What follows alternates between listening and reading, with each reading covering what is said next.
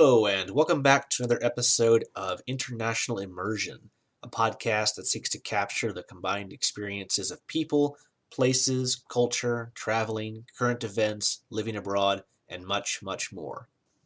For today's episode, I want to go over an excerpt called The Man in the Arena from the speech Citizenship in the Republic by former U.S. President Theodore Roosevelt. While this may differ from some of the previous content and areas of focus I have delved into, it has a great deal of value and application in examining it that one can use in their life and in terms of having more of an international perspective on the world and what you can or cannot do.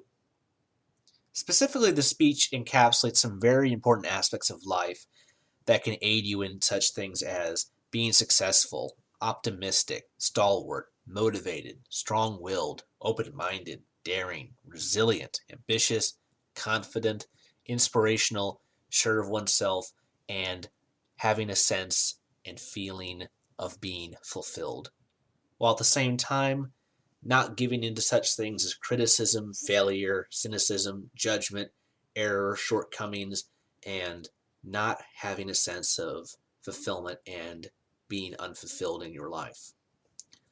To see these aspects in action, the excerpt goes as follows. There are many men who feel a kind of twisted pride and cynicism. There are many who confine themselves to criticism of the way others do what they themselves dare not even attempt. There is no more unhealthy being, no man less worthy of respect than he who either really holds or feigns to hold an attitude of sneering disbelief toward all that is great and lofty, whether in achievement or in that noble effort which, even if it fails, comes second to achievement. It is not the critic who counts, not the man who points out how the strong man stumbles, or where the doer of deeds could have done them better. The credit belongs to the man who is actually in the arena, whose face is marred by dust and sweat and blood, who strives valiantly, who errs and comes short again and again, because there is no effort without error and shortcoming.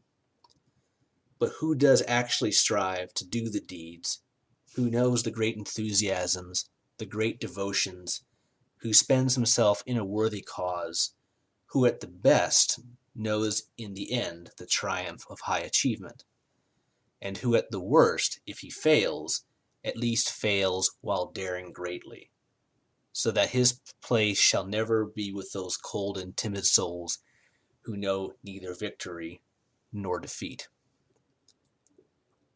In going through it, I have to say it is a very powerful speech or excerpt from a speech, and it really makes one think in depth about oneself and many aspects of what one can do in their life and how they go about it.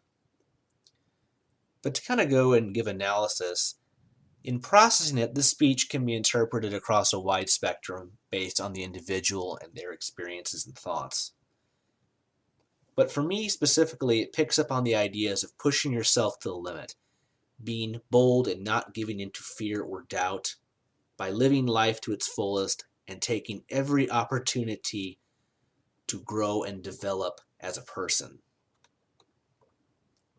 Even if you fail or fall, you still learn and gain from the experience of it, and that you can take pride and achievement in. History and the world is full of people who have succeeded, failed, but the ones who really demonstrate this are the ones that whenever they fail, they get right back up and keep on going. Going further, to express at least some perspective on it, there are a number of elements and events in my own life that I think show this premise in action. Personally speaking, as with everyone to greater or smaller extents, thus far in my life, I've taken some chances and rolled the dice to better learn and grow as a person, because I think it's the right thing to do, and we have to make the most of what time we have.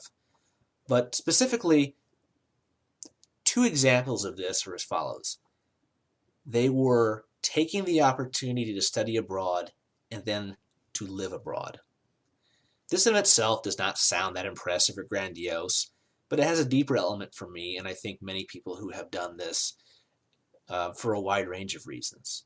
This stems from the fact that of all my friends coming out of high school at that point in my life, I was the only one to do all of these things and to take these types of opportunities as far as I did. When I had these opportunities, I was like, I'm going to go for it. I'm going to take advantage of it. I'm young. I'm not committed yet. I don't have many obligations that ground me. I want to see what I can do and make the most of everything. And these opportunities will be great to learn and just absorb as much as I can about the world and see how things are done in different places and what can I learn and apply that to my own life.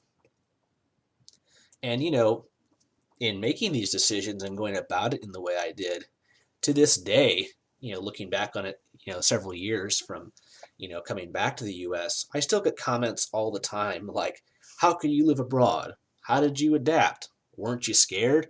Oh, I could never do that. On top of being thought of as different and strange when compared to the lives of many people that I know, as it didn't fit the typical mold or stereotype. And in many cases, some people, in at least some extent, are even a bit threatened by it because I think it just shows that there is something different. And I've come certainly to understand there's really no right way to do something. There are just many ways of doing something that can result in the same or similar outcomes. And as mentioned, this does not make me unique in any way, but I take pride in looking back and not being discouraged by fear or uncertainty. For me, being thought of as different only strengthened the feeling of accomplishing something and pushing the limit in what one can do and how far one can go. It consolidated the belief that I'm my own person and will not be defined by those around me, but by what actions and accomplishments I do and can achieve.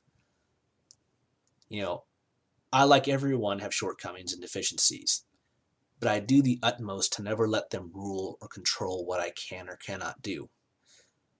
And that to me is very important and something that I struggle and push myself to continue to do. And my belief is that life is too short to be ruled by these things, and you have to find the zest to persevere and live life to the fullest. Another way to look at it is you have to make the most of each day and adhere to the phrase carpe diem. Seize the day, as you will not get any day back that has passed. I cannot say that it has not come without sacrifices in terms of missing out on many things my peers did or what they have now, or in settling down, starting a family, and many other related aspects. But at the end of the day, you need to judge and assess what you are willing to sacrifice and miss out to achieve, and find the right balance in life that suits you and that you're comfortable with. Regardless, and most importantly for me now, is that in looking back, I can never say I regret or wish I had done this when I had the chance, and you cannot imagine the satisfaction that brings. By looking back and saying, I did this opportunity, I took these chances to go to a different place, learn and absorb as much as I can. By doing that, and now moving on to the next phase of my professional life and career, it only further pushes me to dare and find more opportunities in life and to never settle or stagnate.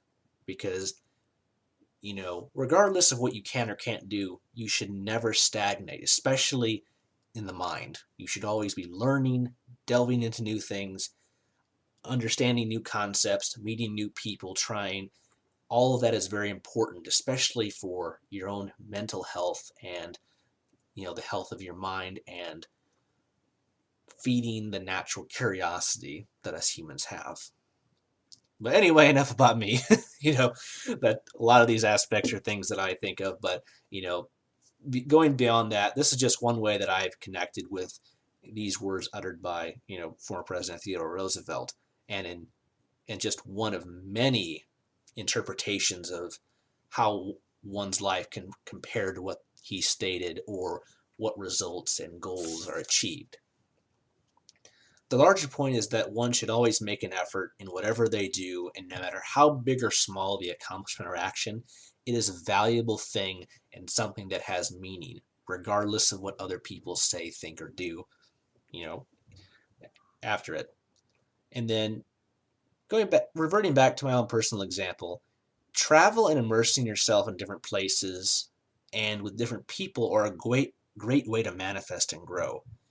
For you will never get different perspectives, thoughts, opinions, points of view, ways of doing things, and more if you don't do things like travel and acquaint yourself with different types of people, regardless of origin or background.